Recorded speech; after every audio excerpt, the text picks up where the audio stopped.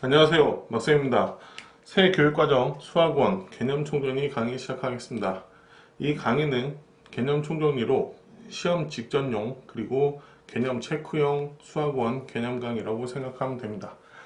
자세한 개념 설명 및 증명 과정 그리고 문제에 적용하는 방법 등 그런 부분은 센 수학원 유형별 개념 강의를 참조하기 바라겠습니다. 자, 1번 거듭 제곱 여기서부터 시작이 되는데 a의 n제곱이라고 하는 거는 a를 n번 곱해서 만든 수식이 되겠네요. a의 m제곱은 a가 n번 곱해진 거고 a의 n제곱은 a가 n번 곱해진 거니까 합쳐서 총 n 플러스 n번이 곱해진 거고, 그래서 a의 m제곱 곱하기 a의 n제곱은 a의 n 플러스 n제곱이 되겠네. 여기에서는 기본적으로 a와 b는 임의의 실수였고 자연수 mn에 대한 지수 법칙을 얘기하고 있는 거야. 이 뒷부분에서 지수 부분이 m하고 n이 유리수인 거, 그 다음에 실수인 것, 여기까지 진행되는 거는 조건이 조금 달라지니까 그 부분을 체크하면 될 거고, 수험생들이 자꾸 까먹는 게 a의 m제곱의 n제곱은 a의 mn제곱이라는 것, 지수의 지수끼리는 곱한다는 사실을 까먹는데, 이것도 이해하고 있으면 까먹지는 않을 거야. a가 n번 곱해진 놈이 몇 번이 반복이 되냐면 n번이 반복이 되겠네. 그럼 이게 총 n번이니까 n번씩 n번이 반복되니까 mn번이 되겠지. 요 놈의 내용은 다시 a의 n제곱에 m제곱으로 바꿀 수 있다는 사실 기억하길 바라겠고, 나머지 부분이야 뭐 여러분들이 아니까. 특히 이 마지막 번째 a의 m제곱 나누기 a의 n제곱은 그냥 a의 n-n제곱 생각하면 되지. 우리는 뒤에서 a의 마이너스 1제곱은 a분의 1로 역수를 배울 테니까 굳이 m이 클 때 n이 클 때 이렇게 구분 지을 필요는 없다는 얘기야. 자, a의 n제곱근 여기서부터 이해가 안 돼서 말이 헷갈리고 이럴 건데, a의 n제곱근이라는 표현이 나오면 살짝 공 x라고 한번 써주는 거지. 그럼 요 놈을 수식으로 바꾸면 x의 n제곱은 a란 얘기고, 요거는 x에 대한 n차 방정식이 되지.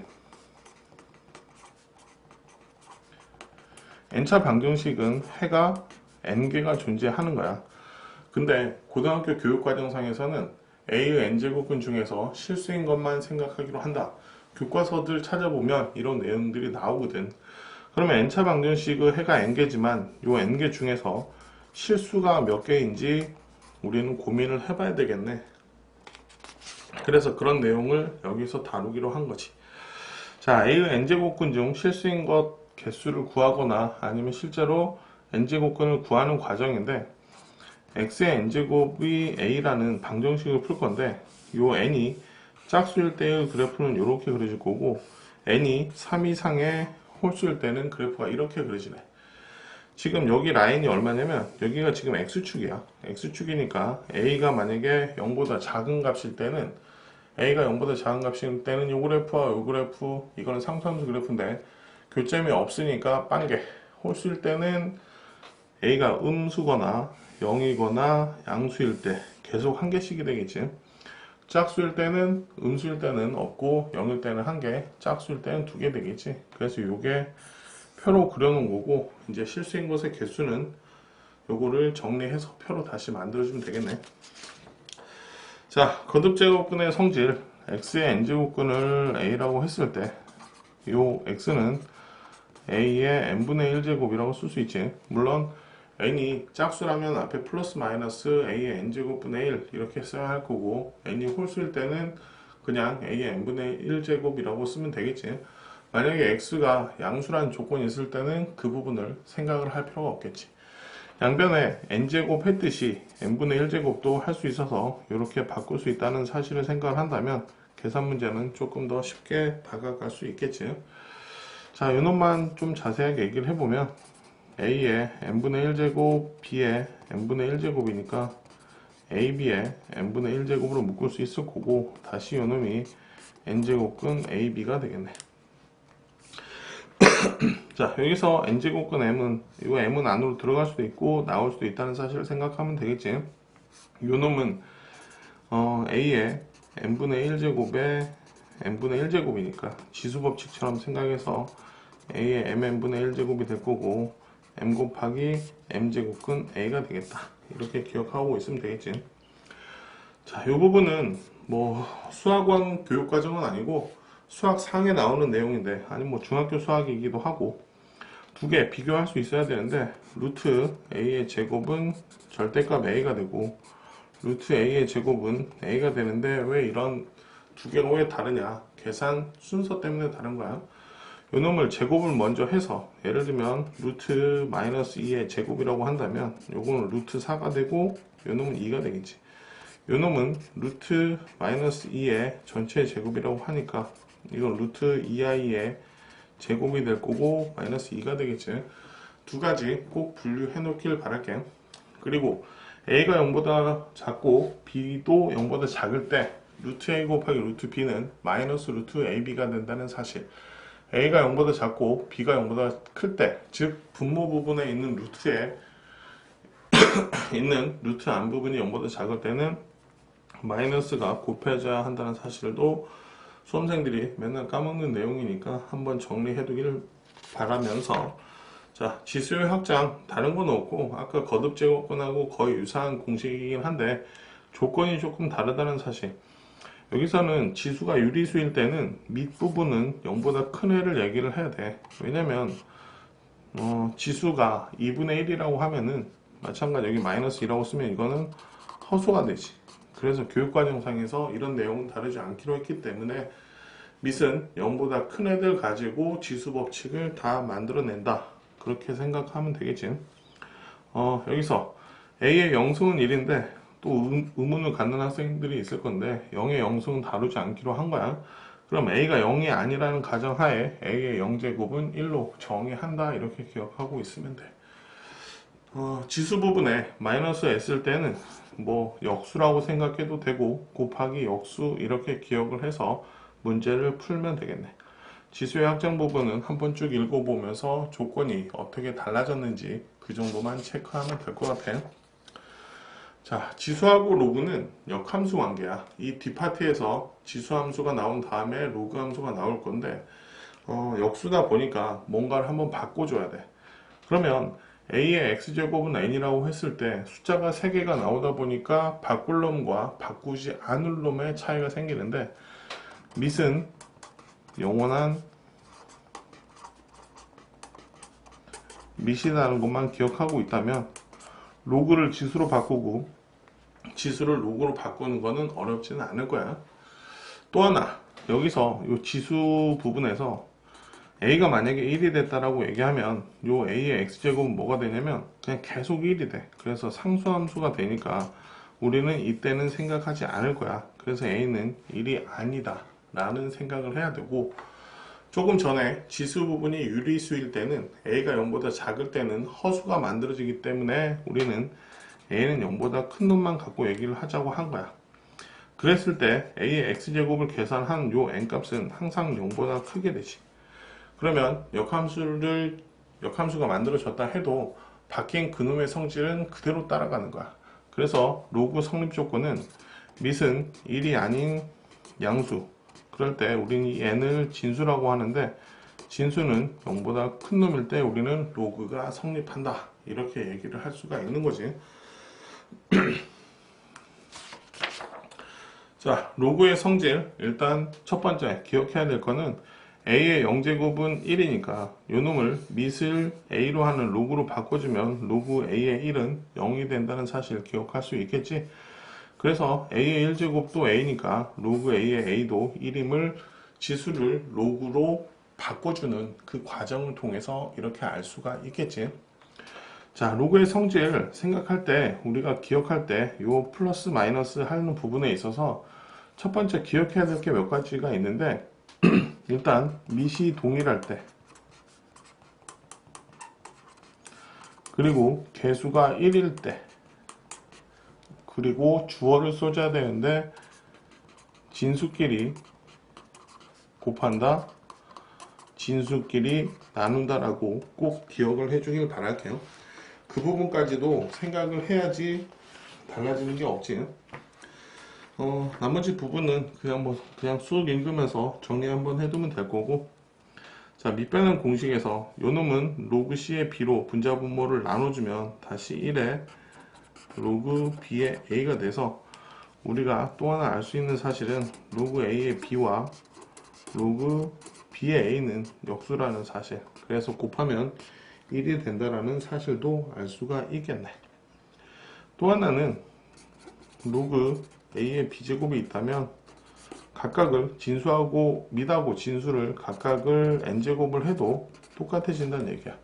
문제를 풀다 보면은 가끔 밑이 뭐 루트 3의 2, 밑이 루트 3 이런 경우가 나오는데, 이놈을 제곱을 하게 되면 이놈도 같이 제곱을 해서 로그 3의 4라고 바로 쓸 수 있는 센스까지는 뭐 탑재해주면 되겠지.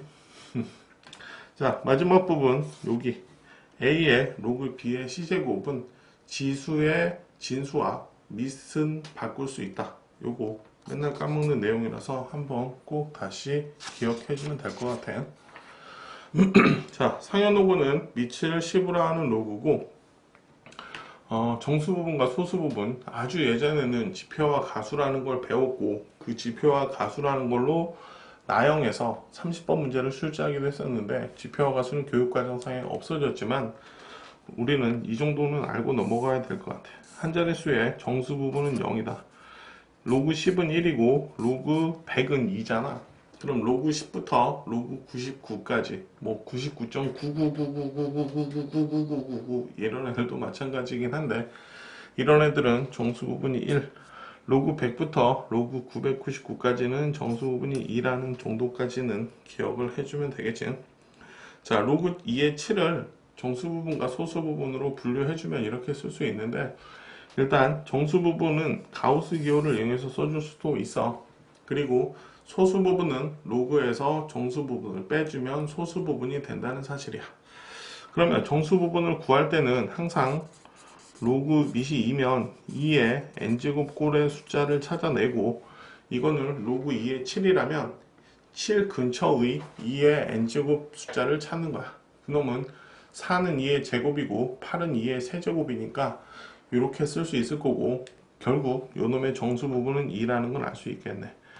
그럼 소수 부분은 로그 2의 7의 소수 부분은 정수 부분을 빼는데, 여기다가 살짝 로그 2의 2라고 써주면 되지. 이놈은 1이었으니까 그럼 요 2는 지수 부분으로 올라갈 수 있고, 조금 전에 배웠던 정리했던 로그의 성질에 의해서 나누기 빼기는 진수끼리의 나누기로 바뀔 수가 있어서 로그 2의 4분의 7 이렇게 하면 이게 소수 부분이 되겠지.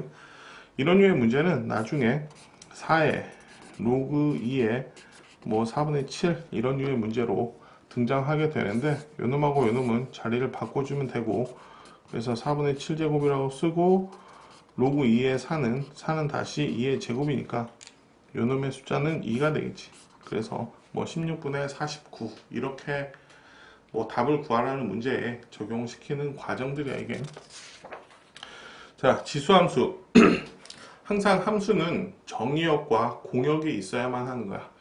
그럼 지수함수는 뭐 x에서의 뭐 실수 x에 대해서 x로의 함수다 이렇게 얘기를 할 때는 일단 이거는 1대1 함수가 되는 거야. 함수라는 거는 x값 하나가 결정이 됐을 때 거기에 x값들이 놀고 있으면 안 되고, 마찬가지 두 개 이상의 함수값을 가지면 안 돼. 그러니까 함수값을 하나만 가질 때 우리는 함수라고 하는 거야. 그래서 지수함수는 y는 a의 x제곱이라고 했을 때 x의 값에 따라서 y 값이 오직 하나로 정해지기 때문에 함수라는 표현을 쓰는 거고, 자, 지수함수 그래프는 기본적으로 y는 2의 x제곱 그래프를 그려본 다음에 y는 2분의 1의 x제곱은 2의 마이너스 x제곱이 된 거고, x 대신에 마이너스 x를 집어넣은 거기 때문에 y축 대칭 이동시켰다 이렇게 해서 접근을 하는 거야. 그러면 a가 1보다 클 때의 그래프를 그려보면 이렇게 그려지는데, 실제로 우리는 이렇게 스무스하게 그리지만 x값이 1씩 커짐에 따라서 2배씩 커지다 보니까 10만 가도 벌써 함수값은 2의 10제곱 1024만큼 그려져야 되거든. 그러니까 요 x축하고 y축의 비율이 굉장히 크게 그려져야 되는 함수의 그래프, 즉 굉장히 급격하게 증가하는 그래프라는 걸 생각을 해줘야 돼. 그러면 지수함수 그래프의 특징을 생각을 하면 함수를 추론할 때는 첫 번째 정의역을 생각을 하고 함수의 특징을 생각한 다음에 함수의 그래프를 우리는 XY 평면상에다가 그리기 때문에 X절편 또는 Y절편들을 구해줘야 돼. 그리고 나서 함수값 Y가 어떻게 구성이 되는지를 체크해 가는 게 함수 추론이거든. 그래서 첫 번째 꼭 기억해야 될 거는 정의역을 알고 풀으란 얘기야. 지수함수는 정의역은 모든 실수, 정의역은 모든 실수. 치역은 여기 보다시피 0보다 크지 함수값이 a가 0하고 1 사이일 때도 마찬가지 함수값은 양의 실수 전체의 집합이 되겠네. 0보다 큰 값.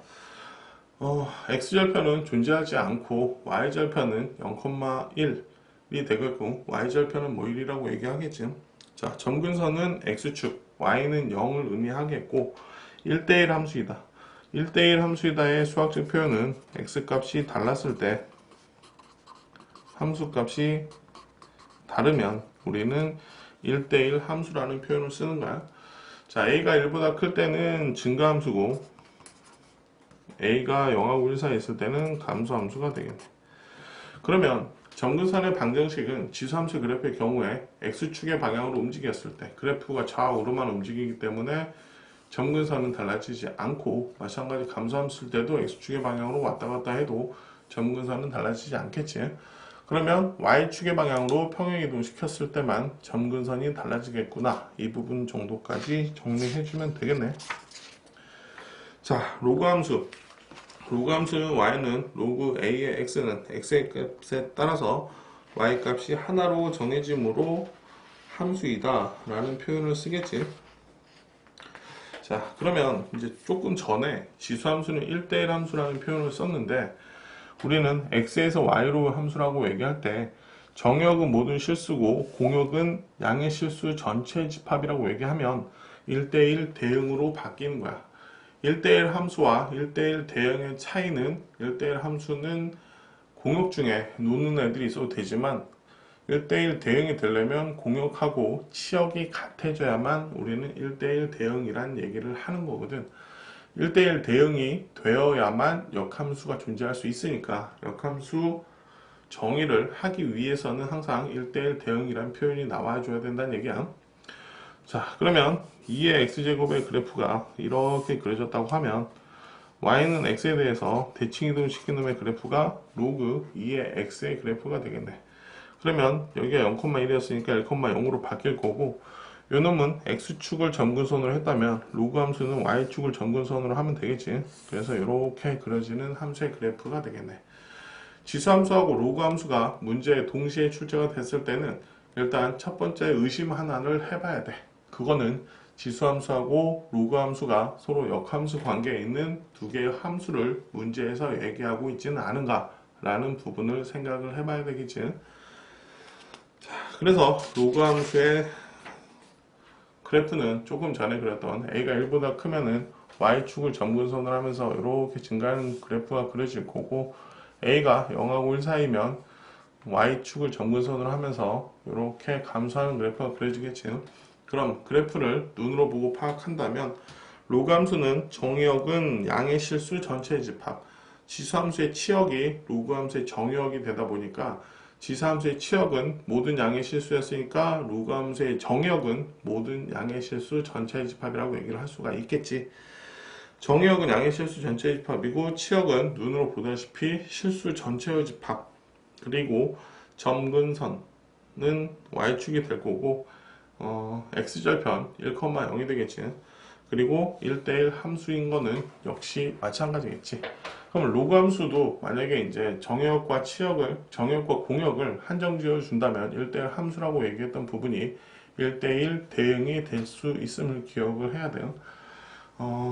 역함수 관련해서는 역함수하고 원래 함수가 만나면 어디서 만나나 y는 x에서 만난다고 달달 외우고 있는 학생들이 있는데 이거는 증가함수일 때만 y는 x에서 만난다. 물론 감소함수인 경우에 원래 함수하고 역함수가 만나는 지점이 y는 x 위에 있는 점이 있기도 한데 아닌 경우도 있다는 사실을 기억을 해줘야 된다는 얘기야.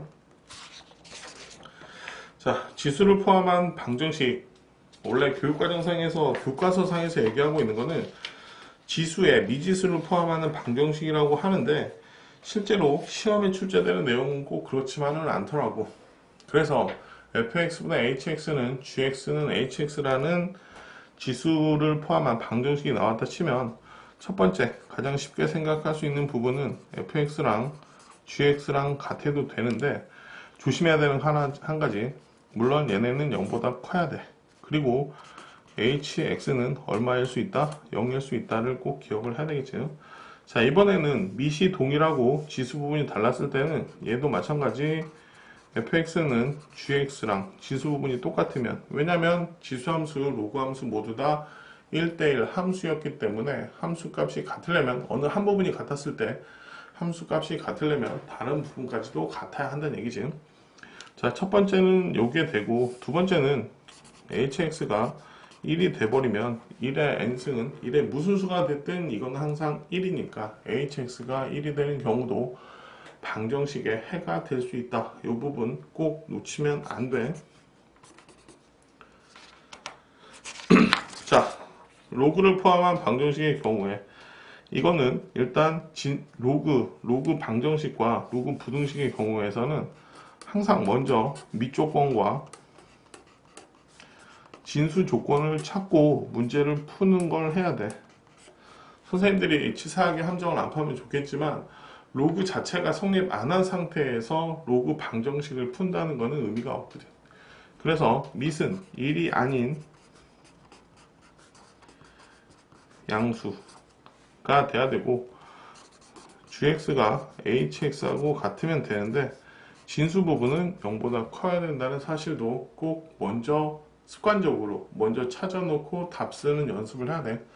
이게 순서가 굉장히 중요한 게 수능 문제라면은 그런 부분에 있어서 함정을 파지는 않아. 객관식 문제의 경우에서는 보기에 내가 잘못된 답을 구했어도 제거를 해주는 그런 부분이 있는데 학교 시험에서는 그렇지 않을 수도 있거든. 그러니까 정확하게 푸는 연습을 하면서 스피디하게 푸는 연습을 해야 된다는 얘기야.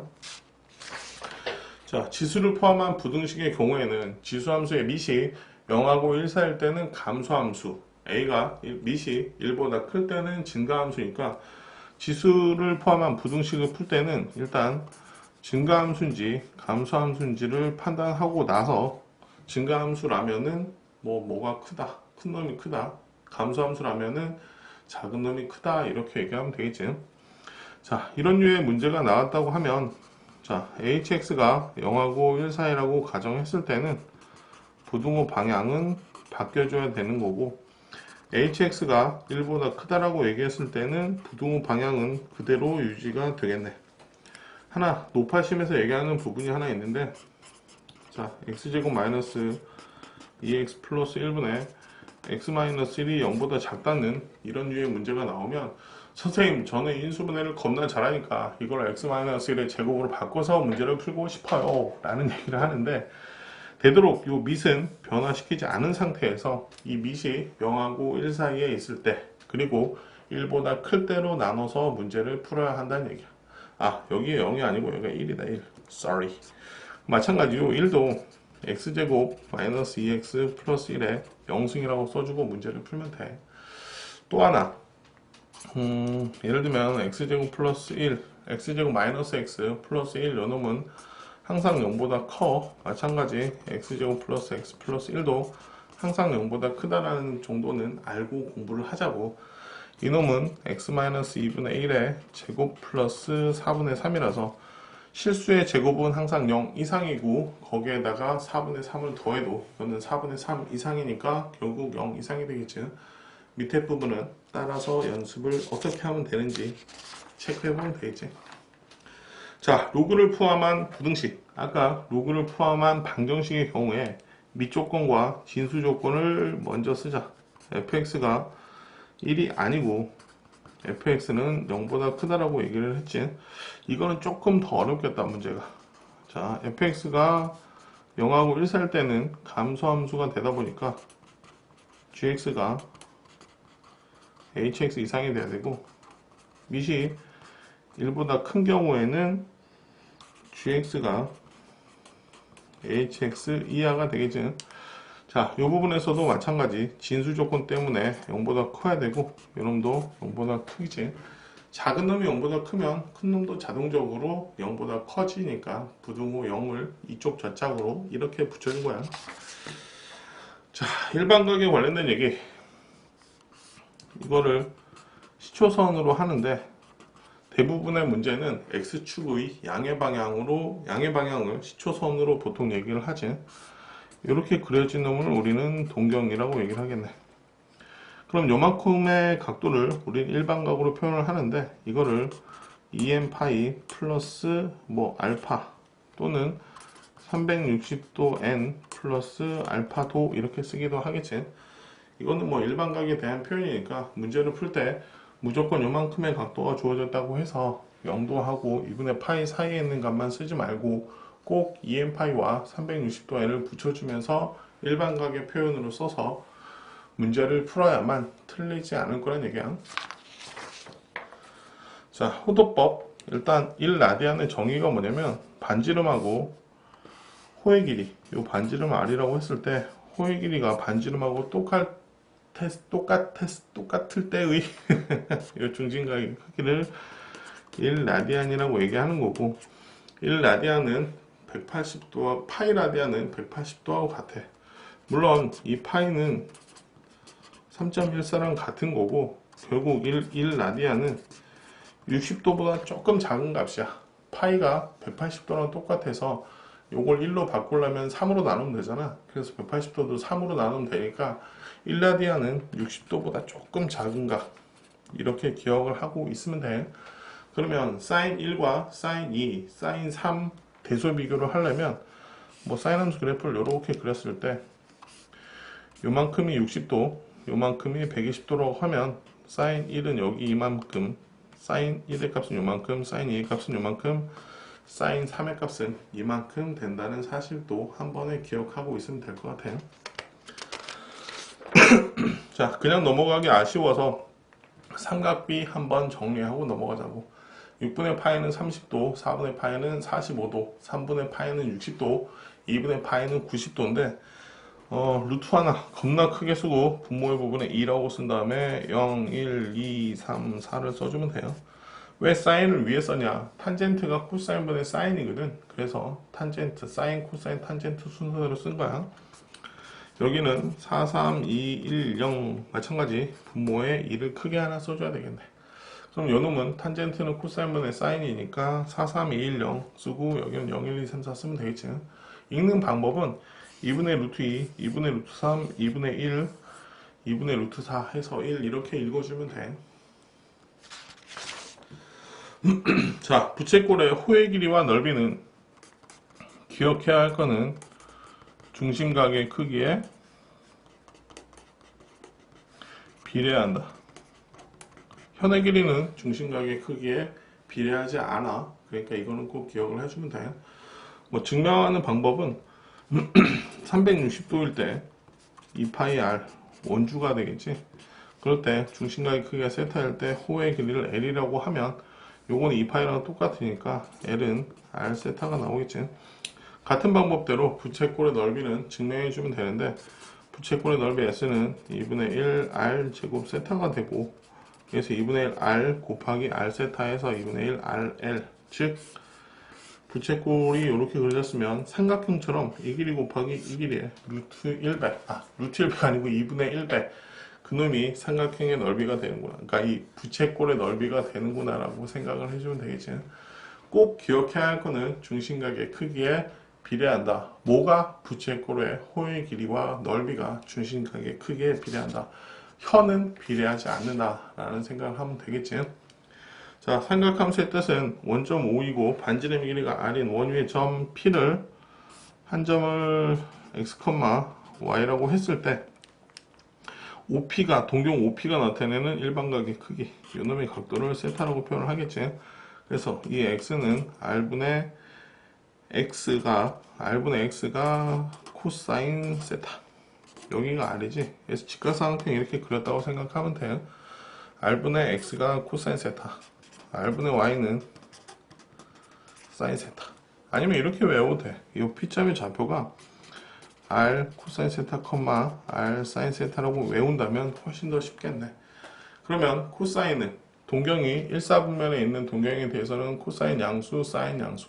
2사분면에서는 y좌표만 양수지, 그래서 사인만 양수. 여기서는 코사인분의 사인이 탄젠트거든. 즉, 이 직선의 x축의 양의 방향과 이루는 각도에 대한 탄젠트 값, 그게 이 직선의 기울기거든. 그러면 직선이 여기서 이렇게 움직이고 있을 때 이 직선은 이쪽이라고도 할 수 있는데, 만약에 방향을 이쪽으로 해주면 3, 4분면 각이 되는 거거든. 그래서 3, 4분면에 해당하는 동경의 탄젠트 값은 양수가 되겠네. 그래서 우리는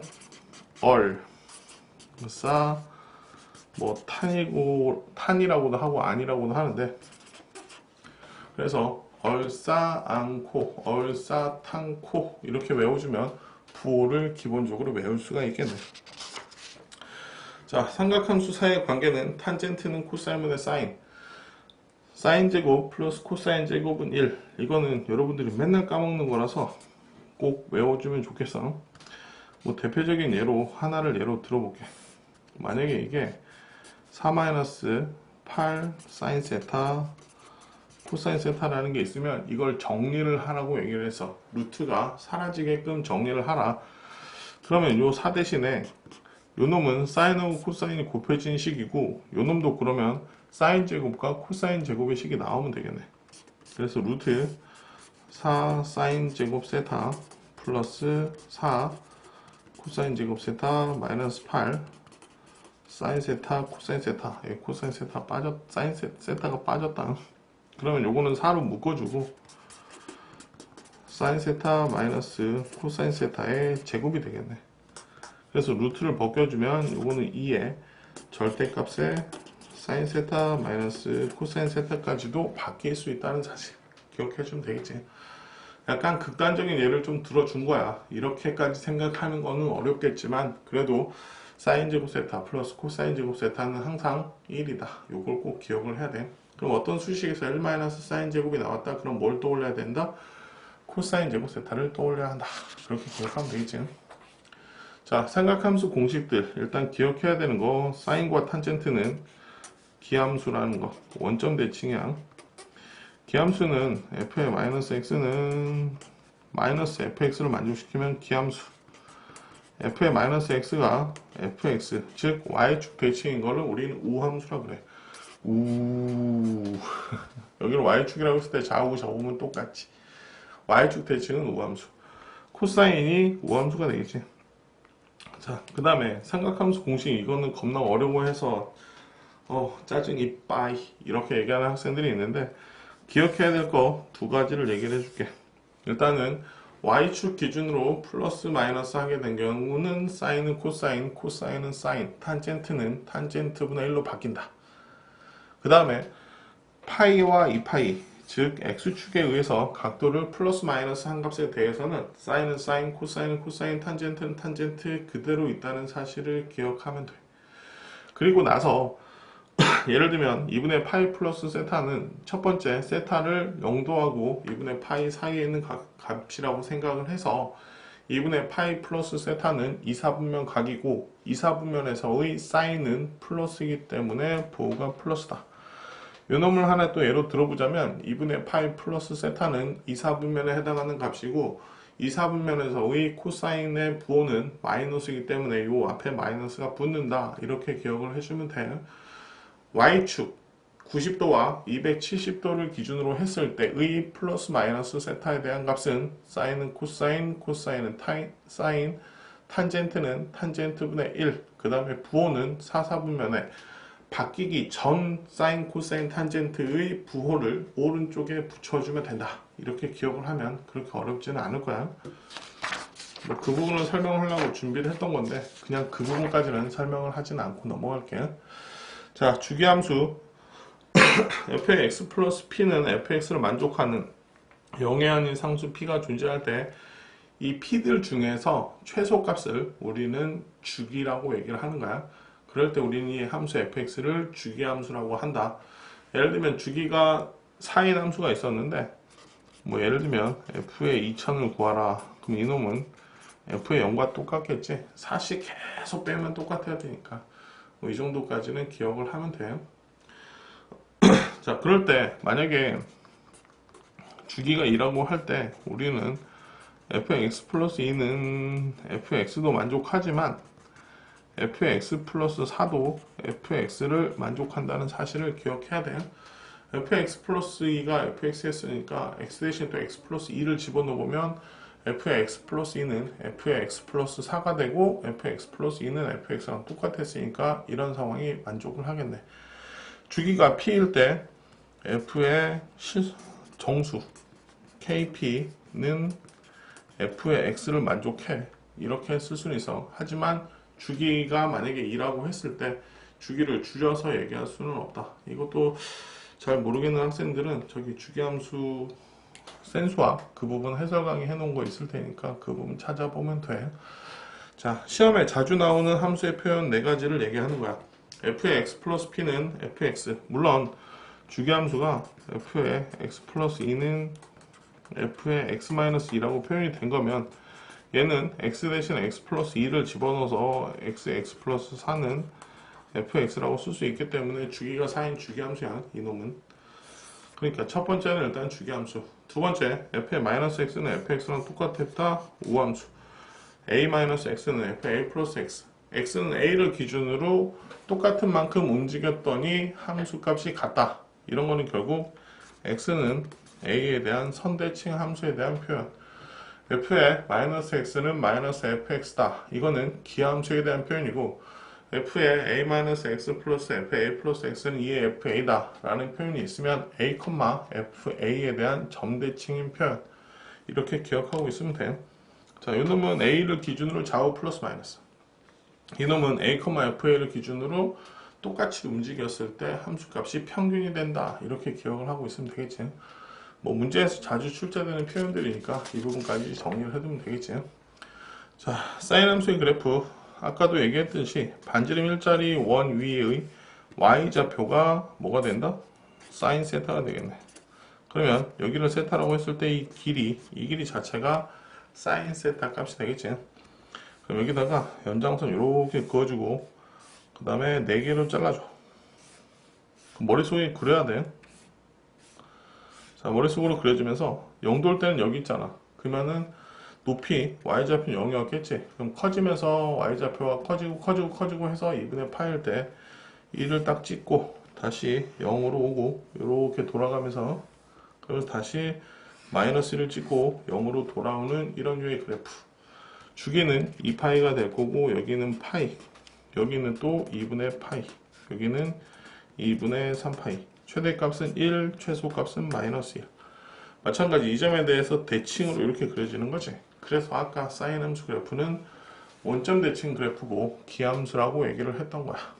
그러면 사인 함수에 대한 정리를 해주자면 정역은 실수 전체의 집합이고 치역은 마이너스 1에서 1까지. 그 다음에 그래프는 원점에 대해서 대칭이고 주기는 2파이. 그러면 a의 사인 앞에 a배가 되면 최대 최소값이 바뀌는 거고 x의 b배가 됐을 때는 주기가 달라지는 것. 그리고 플러스 c는 다시 저거를 b로 묶었을 때 x 플러스 b분의 c가 되니까 x 대신에 x 플러스 b분의 c를 넣은 값이다 보니까 x축의 방향으로 마이너스 b분의 c만큼 평행이동, 플러스 d는 y축의 방향으로 d만큼 평행이동이 되겠네.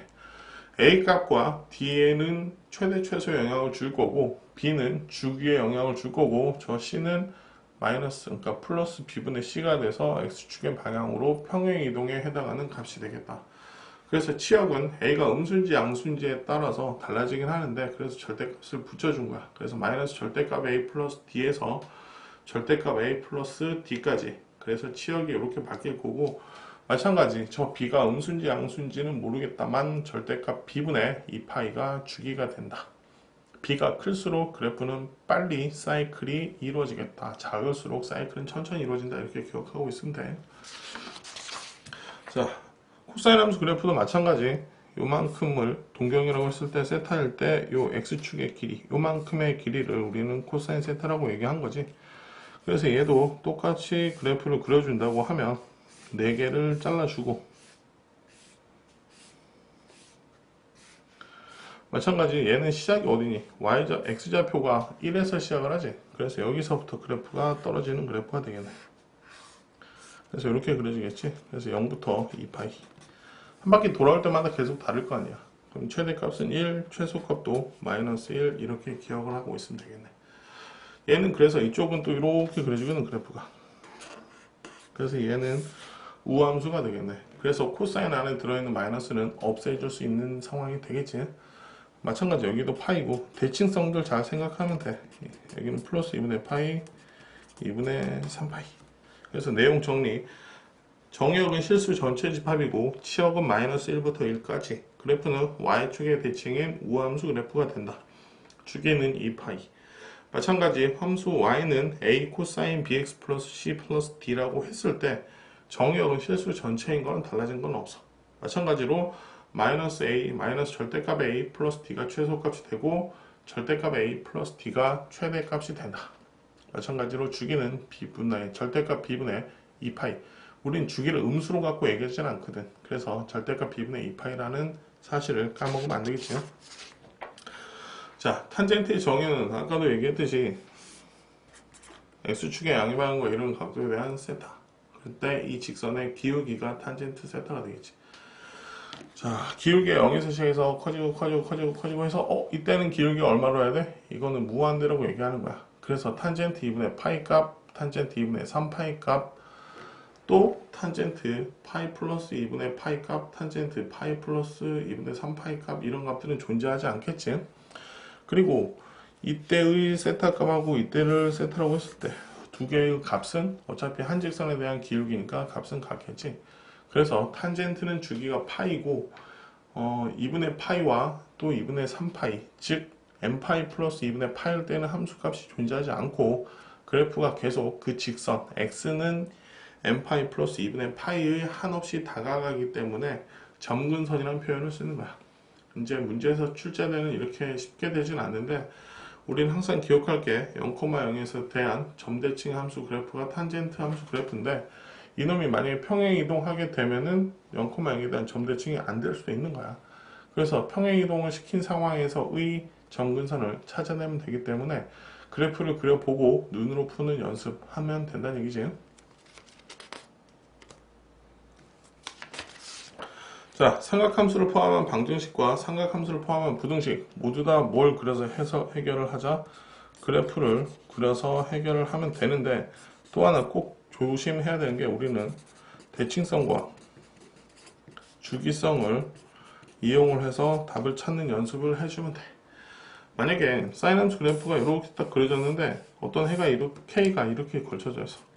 그러면 두 해의 합, 알파, 베타를 물어보면 요놈의 중간은 뭐 일반적인 상황을 얘기를 할게. 그럼 여기는 2분의 파이가 되겠지. 그래서 2분의 알파 플러스 베타의 중간이 2분의 파이였다는 사실로 알파 플러스 베타는 파이라는 사실을 알 수가 있겠지. 최근에 출제되고 있는 문제들의 경향이 뭐 사인 특수각을 이용한 값에 대한 x를 세세하게 찾으라는 것보다는 방정식의 해의 개수 또는 방정식의 해의 합 뭐 이런 걸 묻는 문제가 대부분이라서 그래서 그래프 해석을 통한 대칭성과 주기성을 이용한 문제풀이를 하는 게 올바르지 않을까라는 얘기야.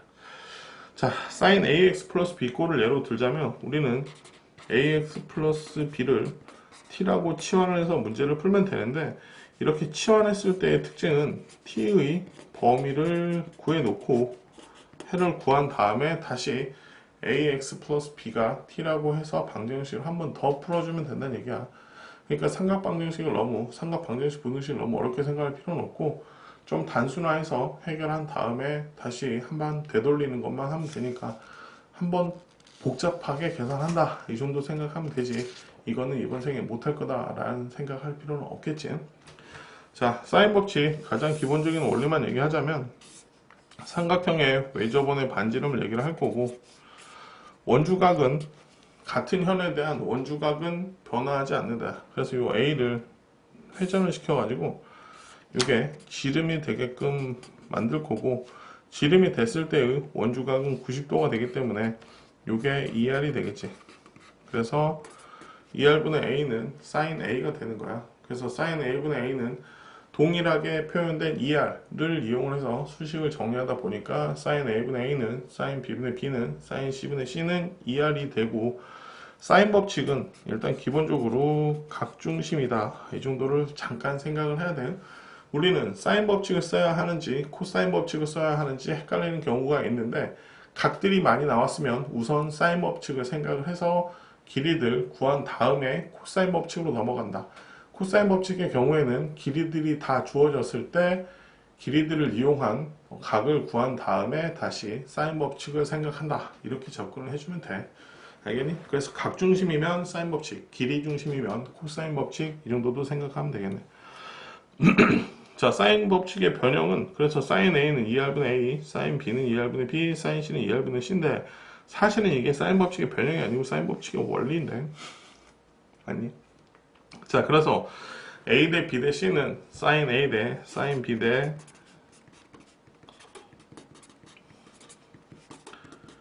사인 C라는 이런 것도 알 수가 있겠니? A는 2R 사인 A니까 2R 사인 B, 2R 사인 C니까 2R, 2R, 2R 약분하게 되면 A 대 B 대 C는 사인 A 대 사인 B 대 사인 C라는 성질도 알 수가 있겠죠. 자, 코사인 법칙도 뭐 가장 기본적으로 기억해야 될 부분을 먼저 얘기하면, A, B, C라고 하면 여기서 수선을 떨어뜨리면 요만큼의 길이는 C, 요만큼의 길이는 B라고 할 수 있죠.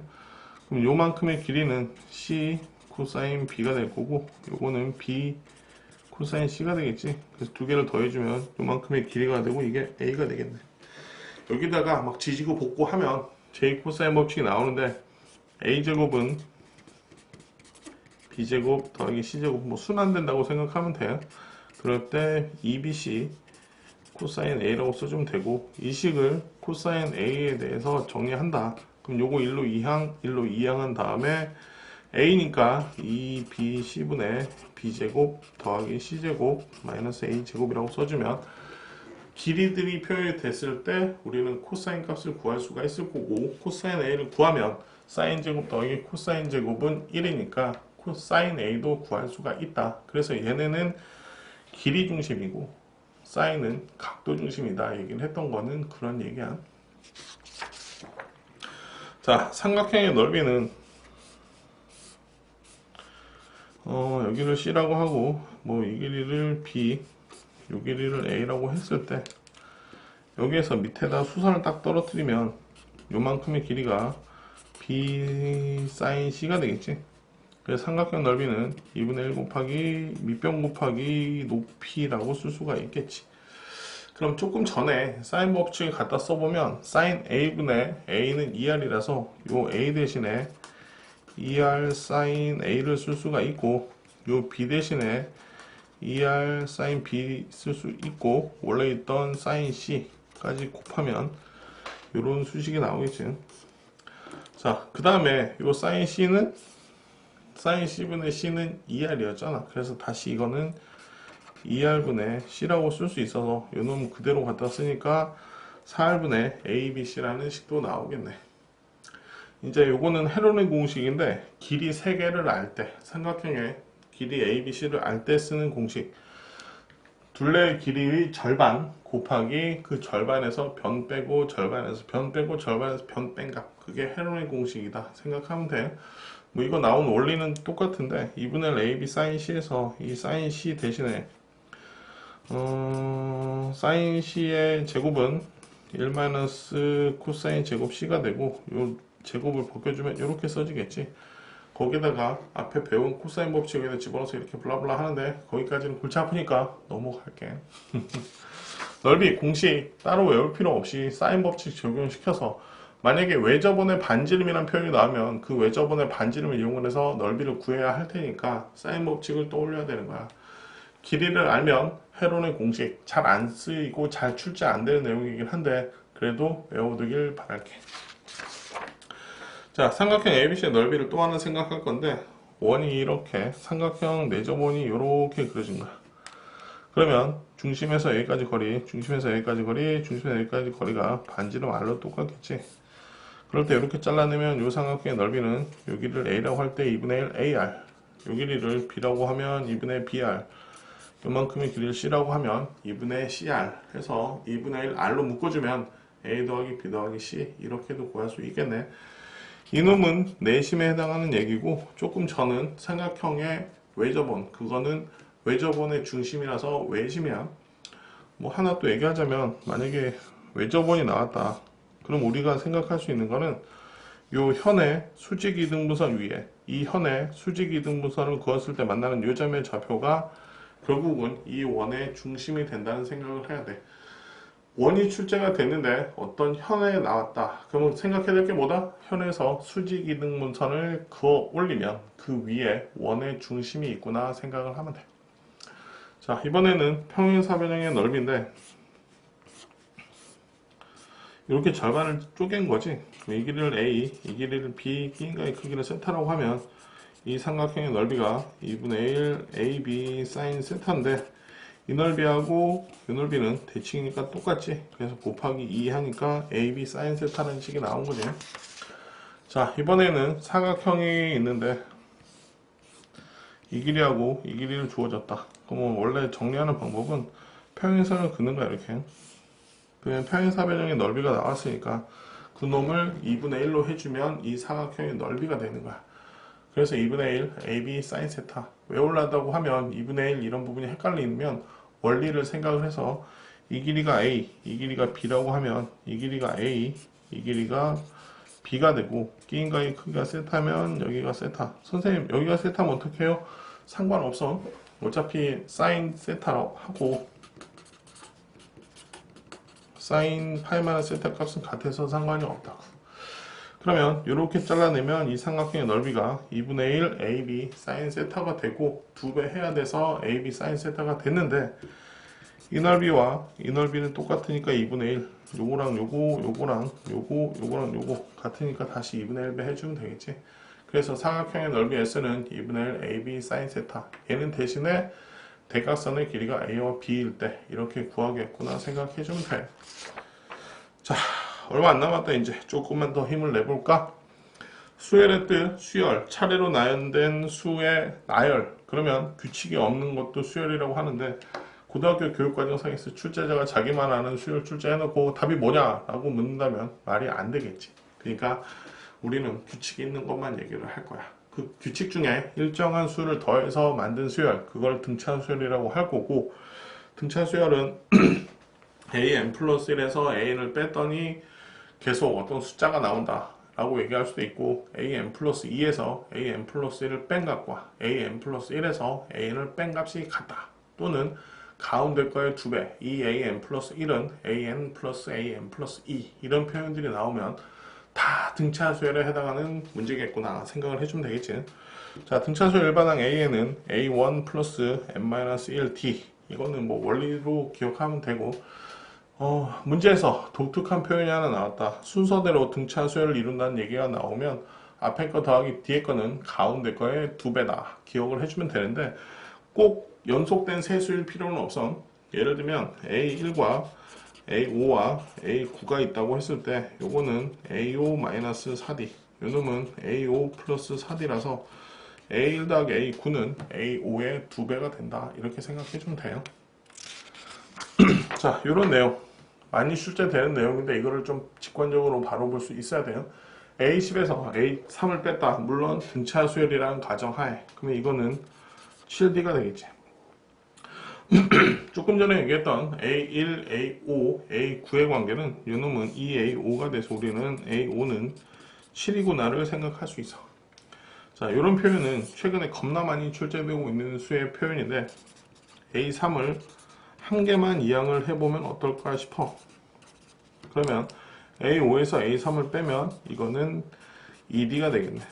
그래서 A3은 3분의 2D라는 표현을 할 수가 있겠지. 즉, 수열은 일반항이 중요한 게 아니고 등차 수열이라고 했을 때 우리한테 가장 중요한 부분은 공차가 가장 중요했다는 것. 그리고 꼭 첫 번째 항을 구해야 한다는 강박관념을 버리고 항 하나를 구하면 된다는 얘기야. 이 문제처럼. 알겠니?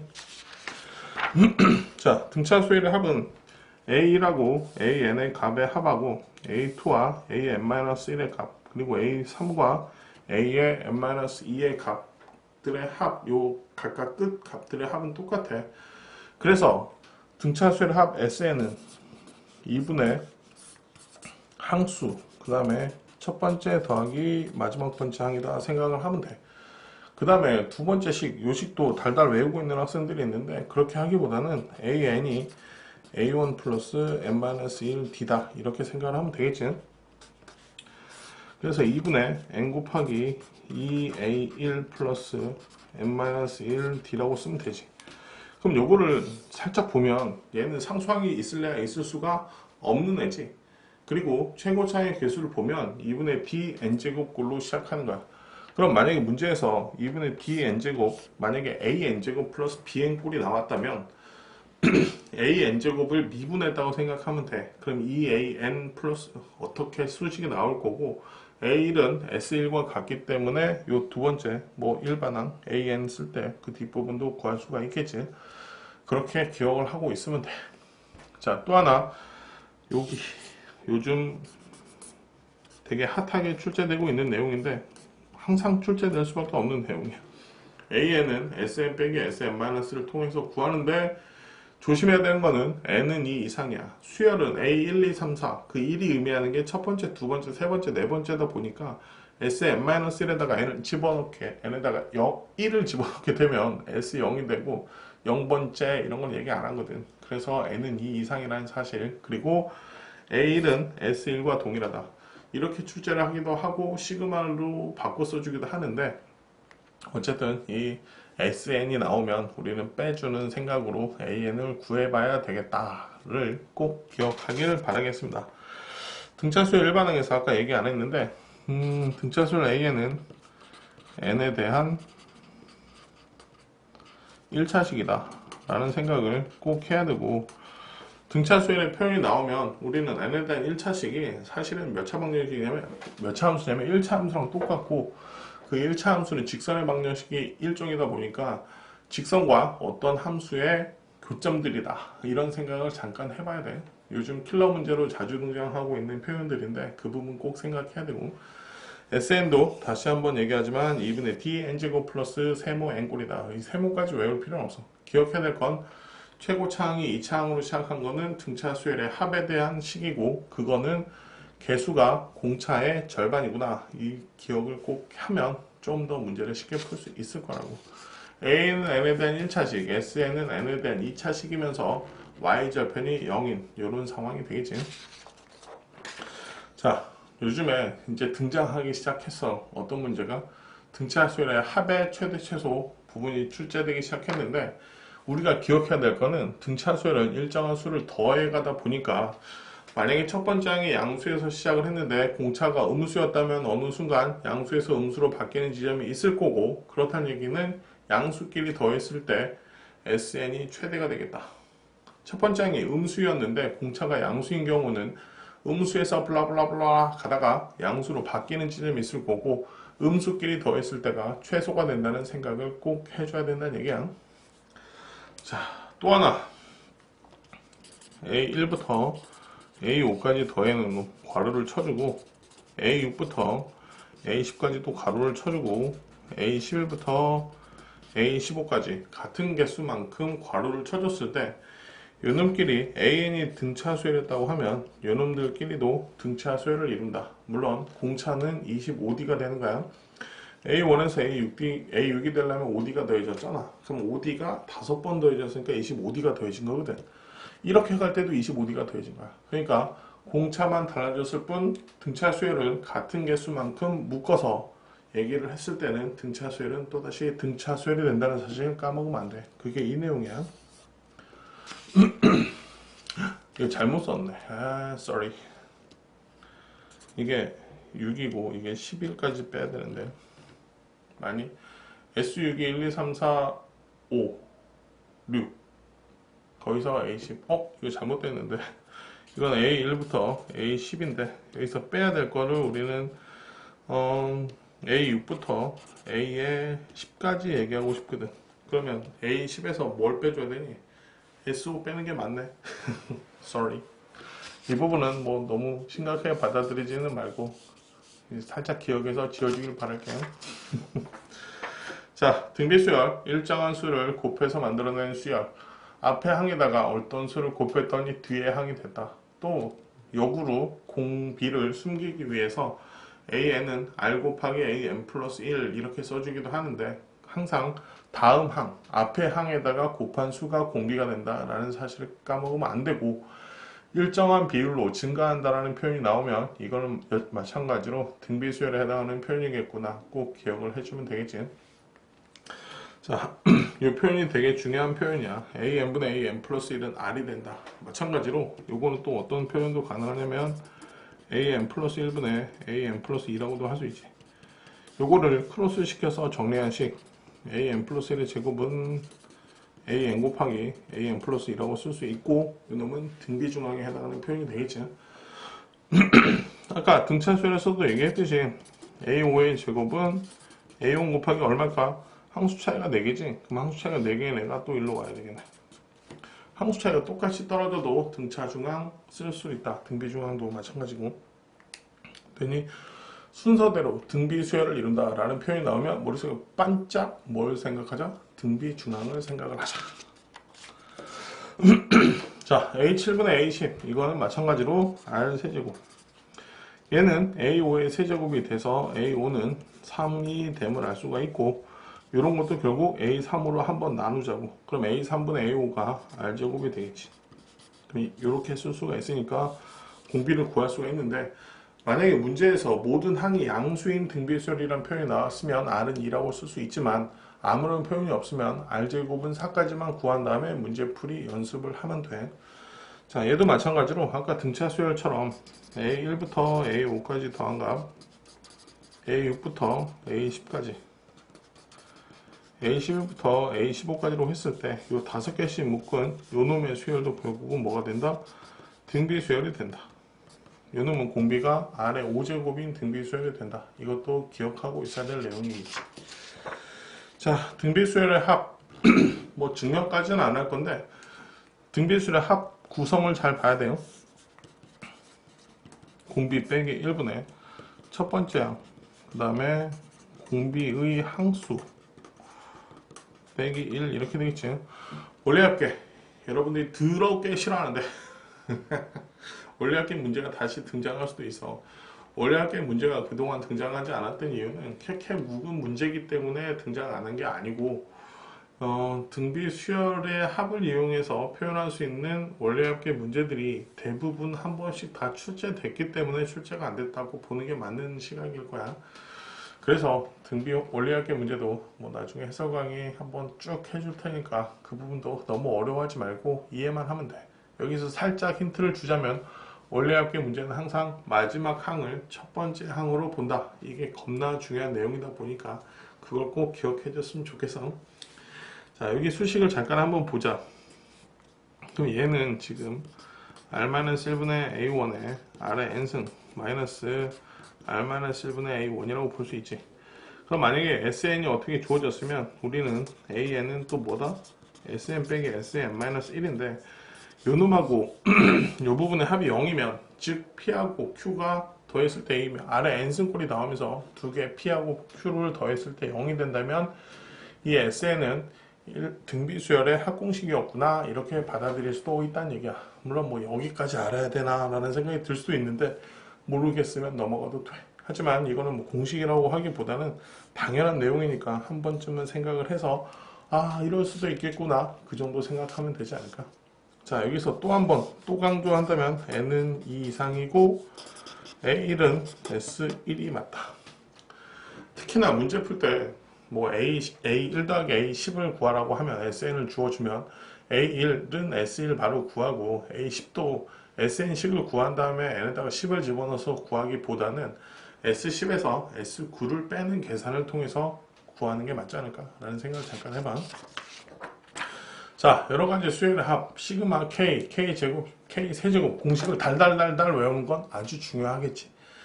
하지만 만약에 이게 시그마 안에 등차 수열이 들어있으면 등차 수열의 합 2분의 항수 곱하기 첫 번째 항 더하기 마지막 번째 항. 만약에 시그마 안에 등비 수열 꼴이 나왔다면 공비 빼기 1분의 첫 번째 항 곱하기 공비의 n승 항수 빼기 1 이렇게 기억을 해서 푸는 게 맞고, 또 어렵게 출제되는 시그마의 문제는 나열을 해보면 좋다는 사실, 그거를 꼭 기억하고 있으면 돼. 너무 시그마 k, k제곱, k 세제곱의 공식에 한정돼서 문제를 풀지 않길 바랄게. 여기 나온 내용이지. 아주 중요한 부분 분수 하나 얘기해야 되겠네. 자, 분모 부분에 수식의 곱으로 표현되어 있다. 아니면 수식의 곱이 아닌 복잡한 수식을 줬을 수도 있어. 예를 들면 n제곱 마이너스 3n 플러스 2처럼 복잡한 수식을 줄 수도 있는데, 요거는 인수분해를 해주면 되지. 그럼 수식의 곱꼴로 표현됐으니까 수식의 곱꼴분의 숫자 이런 표현이 나왔으면 우리는 뭘 생각해야 된다? 부분 분수를 생각하면 돼. 그러면 이것도 뭐 달달 외우는 학생들이 있는데, 원리만 생각해. a분의 1 마이너스 b분의 1이라고 원리만 생각을 한다면 얘를 통분하면 돼. 그럼 a 곱하기 b분의 b 마이너스 a인데, 여기는 b 마이너스 a가 있니 없니? 없으니까 여기에 b 마이너스 a로 한번 나눠주면 된다는 걸로 생각하면 되겠네. 자, 마지막 하기 전에 뭐 한 김에 어차피 뭐 할 만큼 했는데 하나만 더 얘기하자. 자, 이걸 잘 생각해야 돼. 무슨 얘기냐면, 가끔 문제를 풀다 보면 우리는 이런 표현을 보게 돼. 예를 들면 2a b분의 2a 플러스 b가 뭐 c라는 표현을 보게 되는데, 이거 하트가 되냐 안 되니? 안 돼. 자, 하트 생각해야 돼. 그럼 하트를 만들고 싶으면 어떻게 하면 돼? 분자 뭐 뒤집어 주면 돼. 그래서 c분의 1은 2a b분의 2a 플러스 b야. 뭐라고? 자, 또 한번 하트야. 무슨 얘기냐? 이렇게 잘라주겠다는 얘기야. 그래서 요거는 b분의 1 플러스 2a분의 1, 이런 수식이 요즘 자꾸 등장하더라고.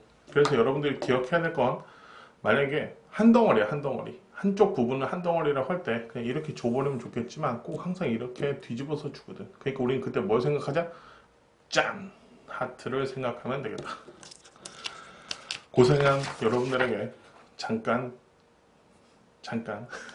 자, 수학적 귀납법은 처음 몇 개의 항과 이웃하는 여러 항 사이의 관계식을 표현해주는 수열을 정리하는 건데, 최근에 수학적 귀납법을 이용한 문제가 한 문제 정도 출제가 되고 있어. 그 부분들은 항들을 숫자를 계산하지 말고 항들 사이의 관계식들을 나열을 해놓고 문제를 보면서 풀면 돼. 일단 수학적 귀납법 증명 방식을 보면, 일단 n은 1일 때 참이라고 했는데 모든 문제가 n이 1인 경우는 아니야. 그래서 조금 바꾸자면 첫 번째 항이 참임을 보여주면 되고, n 이퀄 k일 때 참이라고 했을 때 k 플러스 1도 참이 되면은 1도 처음이 참이지? 그럼 그 다음도 참이지? 그럼 그 다음을 또 앞에다 집어넣으면 또 그 다음도 참이지? 그 다음도 참이지? 우리가 죽을 때까지 해도 이거는 계속 참이다. 그러니까 계속 참이다. 이런 증명 방법이거든. 그럼 이 증명 방법을 괄호 넣기 문제에 출제됐을 때는 위의 줄과 아래 줄 사이에 등호로 연결된 식을 위주로 풀어내면 되고, 또 수학적 귀납법의 증명 방식은 항상 첫 번째 항이 참이고 n번째가 참일 때 n 플러스 1번째도 참이다. 이렇게 기억해서 풀면 되겠다. 대략 한 70분에 걸쳐서 수원 개념 해설 강의를 진행을 했는데, 이 강의가 괜찮고 그래서 수학2, 그 다음에 확률과 통계, 이과 학생들이라면 미적 분석도 듣고 싶다면 좋아요 그리고 구독 많이 눌러주길 바라겠습니다. 고생했고 항상 좋은 일 가득하고 수학 항상 100점 맞길 바라면서 오늘 수업은 여기서 마무리를 하겠습니다.